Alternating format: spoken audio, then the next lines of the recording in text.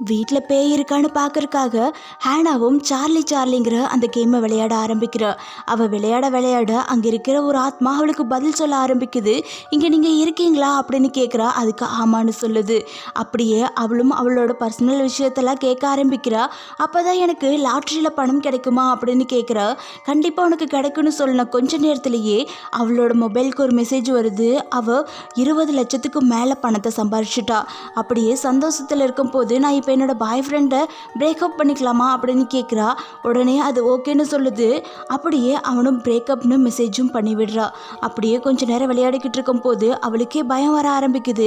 உடனே அந்த கேமை நிறுத்துன்னு சொல்கிறா. ஆனால் அது நிறுத்த மாட்டேன்னு சொல்லி மறுபடியும் விளையாட கூப்பிடுது. பயந்து போய் அது எல்லாமே எடுத்துகிட்டு போய் அங்கிருந்த தீயில போட்டு எரித்து சாம்பலாக்குன அந்த நிமிஷத்தில் அவளோட பேங்க் அக்கௌண்ட்ல இருந்து காசு எல்லாமே போக ஆரம்பிக்குது. நாங்கள் வேற ஒருத்தங்களுக்கு போட வேண்டிய லாட்ரியை உங்களுக்கு போட்டுட்டோம் அப்படின்னு ஒரு மெசேஜ் வருது. என்னோட எக்ஸ்பிளைன் உங்களுக்கு பிடிச்சிருந்தா ஒரு சின்னதாக ஒரு லைக் பண்ணுங்கள். சப்ஸ்கிரைப் பண்ண மறந்துடாதீங்க.